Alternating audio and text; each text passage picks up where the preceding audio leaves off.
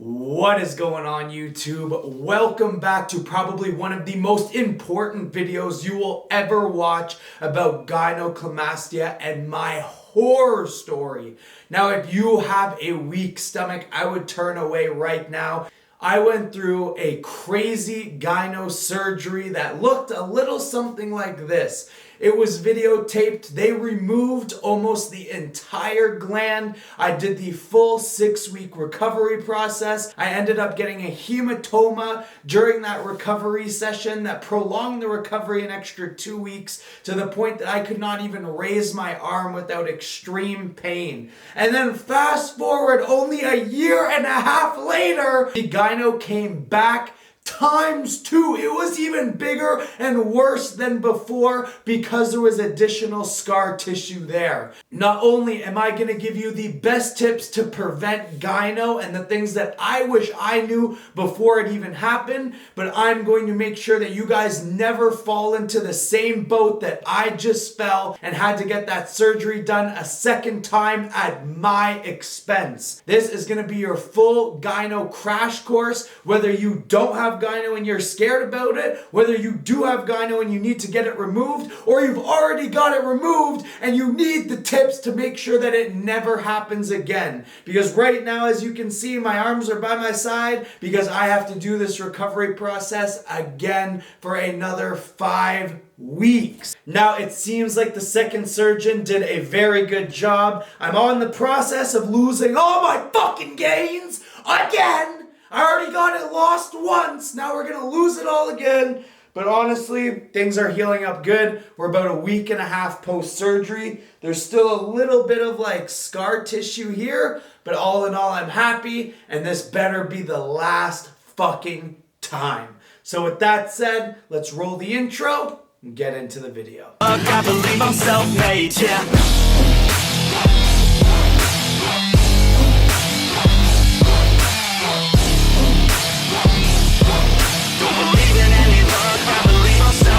Yeah.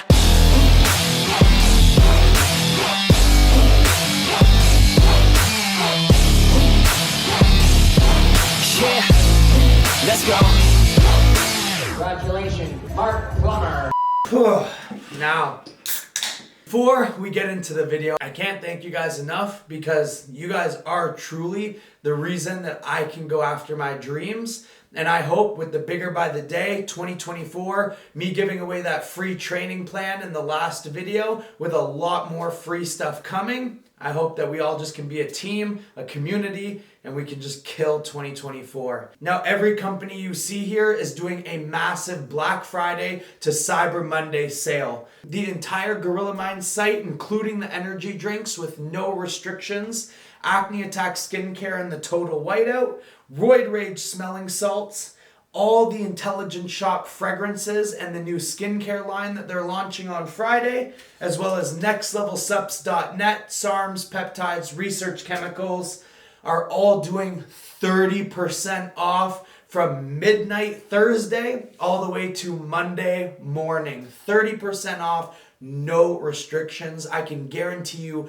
this is going to be the biggest sale of the year for every single company. These are the brands that have supported me when I had absolutely nothing, and these are the brands that I've decided to keep during the entire journey. As you guys know on Instagram, I average 500,000 real views every single video, and I've had lots of companies reach out and offer me double on what I make from Gorilla.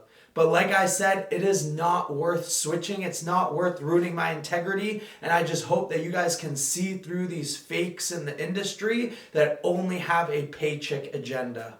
Me, it's about building a relationship with you guys, making sure that you are happy. And that is also why I have decided not to start streaming the online gambling. I can't get into it due to a disclosure that was signed. And I'm sorry for dragging this on, but it has to get out there.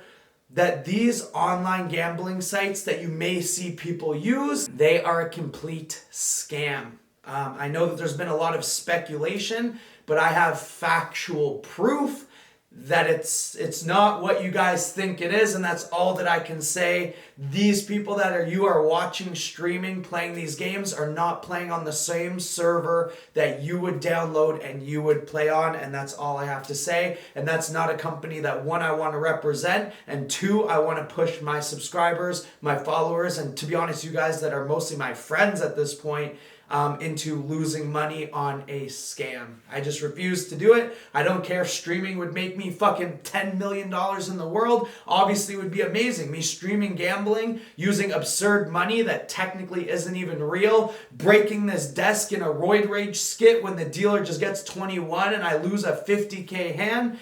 But I'm not interested in the scam game. If I wanted to do that, I'd be pumping crypto coins or doing something stupid. So I just can't thank you guys enough for the support. Code MARK on every single one of these companies is going to save you that 30%. M-A-R-K, that's all you got to remember. And let's get into these gyno tips. When I started steroids, I was 18 years old. I won worlds naturally in powerlifting, and I decided to go on. And I got strong. I got strong real fast. I dabbled between powerlifting, bodybuilding, and at this time, there wasn't a lot of information on the internet. Now, I figured that trying to push it as hard as I could go to try to break the all-time world record at 21 was the only way that I was ever going to be successful in life, and my life depended on it. And if I could go back in time, I would do it all again. Now, a lot of you guys have seen this video. Up until 2 weeks ago. Fuck me, right? It's not horrible. I have very puffy nipples right now. I am taking things to prevent it. I was not taking those things beforehand because I'm like, oh, I've never gotten it. Like, I don't need to take it. That was wrong.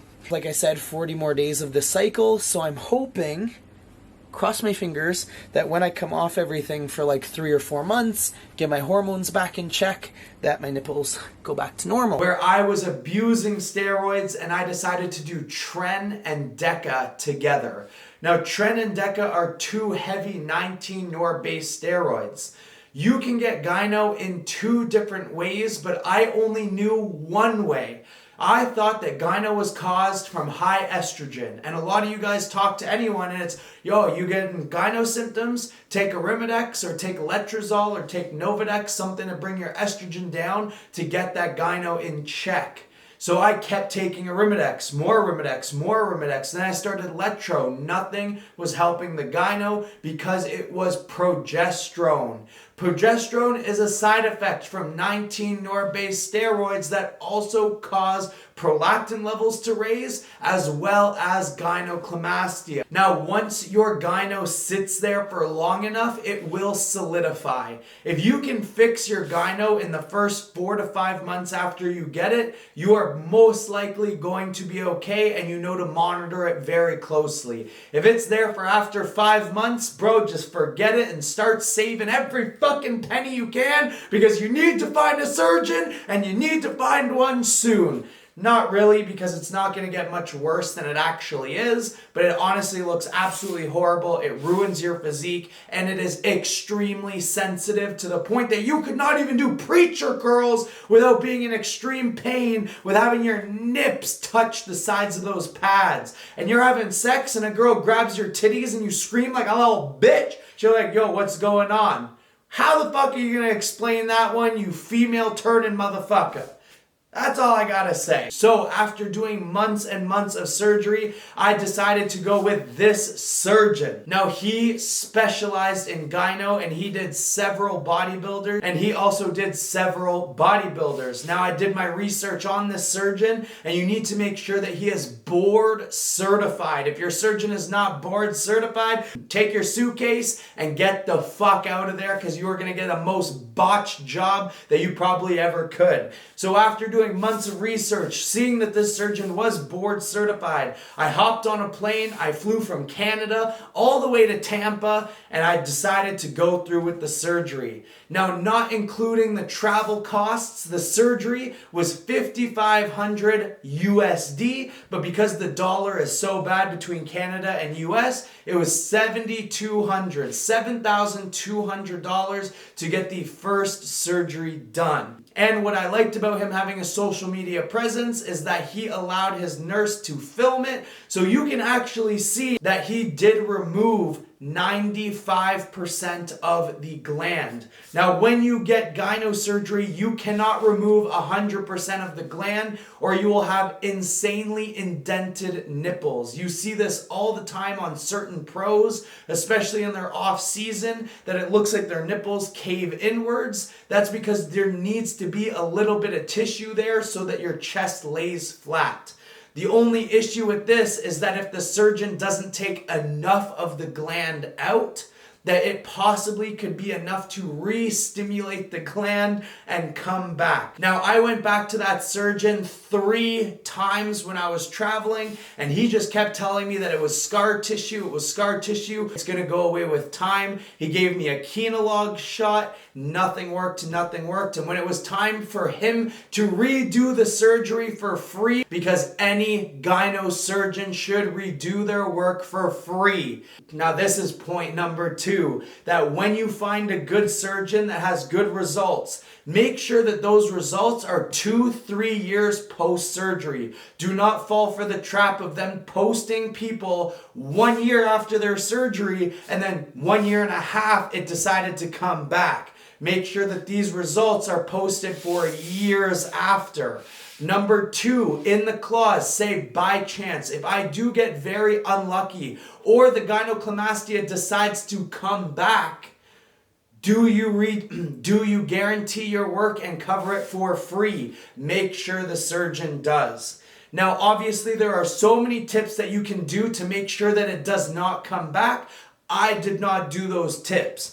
Because I do not have bad hair genetics, as well as Intelligent Shop, minoxidil, ketocozo shampoo, as well as finasteride, I don't have to worry about hair loss. My skin, because of Acne Attack skincare, is now pretty good. So I didn't want to run crazy anti-estrogens because those are super toxic.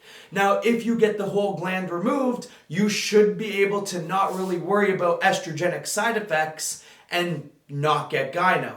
Unfortunately, that wasn't the case for me. So if you notice gyno coming back or you are just scared and you don't want to get the surgery done, which I guarantee none of you fucking do, make sure you keep your estrogen in check and you keep your progesterone in check even after you get the surgery. Do not be dumb. I can admit my mistakes. I've made so many mistakes over these times. And the one thing I won't do is give up. And the one thing I do that gets me a lot of hate is just be honest with you guys that, yeah, I fucked up. I make tons of mistakes. I learn from it. I grow and I move on. And that's what life is about. So make sure you keep all your levels in check even after you get the surgery. Now that I've got it a second time when we do Bigger by the Day, I'm going to make sure that my Arimidex is 1 milligram every other day. And I'm going to have Caber on standby if we decide to add Tren, Deca, NPP, any 19-nor into the mix. Now, for the recovery process, which is kind of the final tip, there is obviously ways to speed up the recovery. Now, I am taking 250 micrograms of BPC 3 times a day, 500 milligrams of TB500 every day, and 6 IUs of growth hormone. Now that the inflammation has finally subsided, we are adding in 12.5 milligrams of MK677 just to speed up the healing process. But please be aware that you should take the full 5 to 6 weeks after your surgery before you start training any upper body. As you know, you have your skin, then you have kind of like a layer of water, then you have your muscle. You are tearing all of those layers apart. So if you start training too quickly and you do get a hematoma, a ceratoma, anything that is going to ruin the appearance of your chest, there is a possibility that it will mess up the look of the surgery for your entire life. If you rip a stitch too early, that stitch is going to scar downwards, and every time you hit a pose, your nipple is going to flex in the direction of that ripped stitch. So my biggest recommendation is just make sure you take the time, do all the recovery processes to speed it up, but do not rush back into everything. Take your time, do your research, and make sure that it doesn't happen again and that it heals properly. properly, and I guarantee you, you guys will never have that problem again. So those are the 3 biggest tips that you need to know for gynecomastia. I wanted to make this video simple. I wanted to make this video in a way that everyone can understand, and I hope that all of you guys get the point and make sure that you subside as many side effects as possible, because that's what steroids are. When you abuse steroids to try to be something crazy, you obviously, the ball goes up, the ball's gonna come down. You don't know when it's gonna come down, and you hope to God that it's not gonna come down in a heart attack or a stroke or something in that severe of a nature. That's why it's so important to always get your blood work done every 2, 3, 4 months, whatever you feel comfortable with. At very least, before you start any cycle, you should make sure you do your blood work to make sure that you're going into the cycle healthy, and make sure that you know all the risks of all the compounds that you are about to take on that cycle, so that if something starts to happen, you already have a solution and you're not backpedaling and you're not trying to fix something that already started. Prevention is going to be the key. If you don't let your gyno glands get stimulated in the first place, then you're never going to have to worry about gyno. If you make sure that your hairline doesn't start receding before it starts receding, then you'll never have to worry about being bald. And if you make sure that your hormones are in check and you have a good skincare routine and water and your body's alkaline, then you won't have to worry about crazy breakouts. Obviously, you'll get them here and there. It's just the natural way that our skin rejuvenates itself, but you won't have to worry about what happened to me with the extreme scarring. So I know this was a little... So that's basically all I have to say about gyno. If you guys have any questions, feel free to DM me on Instagram. I try to get back to as many people as I possibly can. The recovery this time has been a lot easier than the last time. But with that said, I'm going to play a few clips on post-surgery, how I was feeling, what it was looking like, and that they added the drains. And then I'm just going to wrap up this video. So thank you guys for watching. Make sure you hit that like button, hit that subscribe button to 100K. We are almost back. Black Friday sales, Thursday night at midnight. That's when they're starting. And we're just on the countdown to the recovery, and we'll get this bigger by the day started sooner than we know it. So thank you guys so much for watching. I really, really hope you guys the best, because this surgery fucking sucks. It sucks. You have to go under general anesthesia, and it's fucking expensive as shit. So, yeah, with that said, don't make the same mistakes I did. Do your research. Watch as many YouTube videos as you can. And I'll see you guys in the next one that I post. 3 hours and we just got here. We got to the Entrée, the medical center in Montreal. Like I said, I'm fully asleep for this surgery, so it's already paid for, just under $4,000. I'm shocked that I have to pay for this again. The one I paid for in Tampa was $7,000. This one's $4,000. I mean, I'm at $11,000. And like, when you remove the gland, it's not supposed to come back. Like, it's theoretically impossible for it to come back. But I got the surgery done, and I guess not enough of the gland was removed, and or something about the nerve endings could stimulate it again. And then now we have to do it again. So at least if it does, any complications do come off from this one, he said he'll fix it for free, and it's like 3 hours from where I live, not across the planet.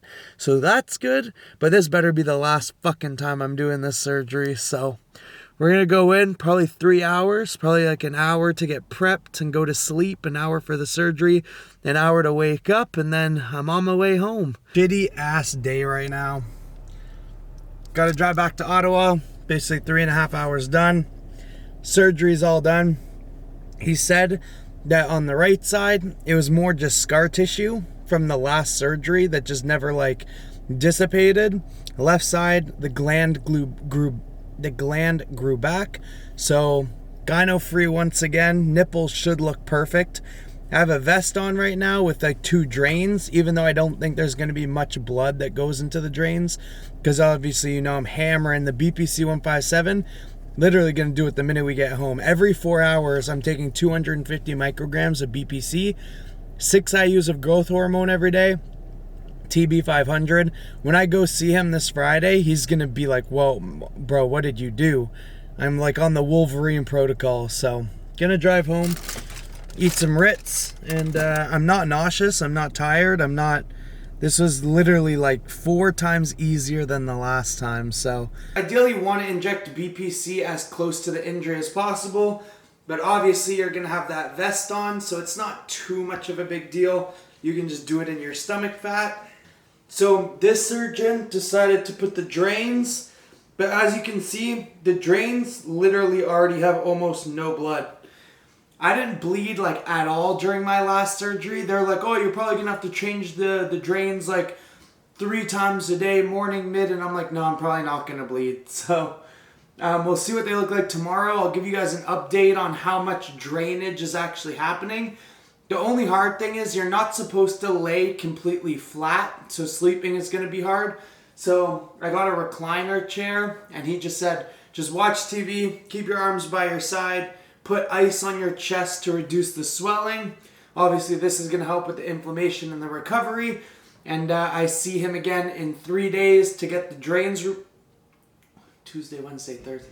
I see him again in 3 days on Friday to get the drains removed. And then he said, as long as I do good recovery for the next 3 days, that I should be back to life at 85% in terms of moving around. I just can't lift weights, can't do anything strenuous, or can't do anything that requires like a large stretch. So it's going to be a lot of just chilling out, recovering for the next little bit. We are going to start easing into the ketogenic diet. I am going to eat a few snacks here and there just because I'm sitting in a chair doing absolutely nothing. But I'm excited. So one step closer, again, to getting this shit removed for good. And I can't wait to see what they look like. It's officially 3 days post-surgery, and I still got the drains in until tomorrow. But to be honest, I'm super happy because, I mean, this is too much information. If you have a weak stomach, turn away. But these are the drains, and I have honestly only drained them 1 time, and it's because they were like a little bit full. But I have got like next to no bleeding out of this surgery whatsoever. So I'm very, very happy tomorrow to be able to go there, get the drains out, kind of see what the product looks like, because you can tell pretty soon like what your nipples look like, and I really hope I'm happy with them so we can just continue with the recovery process and there isn't going to need to be like any revision surgeries or so on. And draining these drains is really easy. You just pop the thing out, drain it, and then put some suction back and then pop the lid back on. It literally takes 10 seconds, but I'm pretty happy that I didn't have to drain them at all.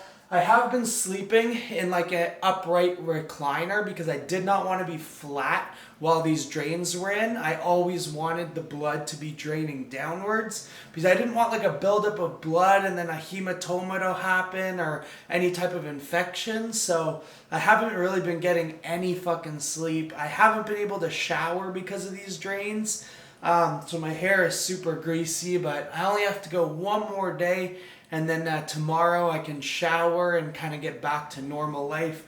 There's almost no pain left with them whatsoever anymore. So I'm fairly certain that the TB500, the BPC, the growth hormone has been doing its job to make sure that everything heals a lot faster than it would.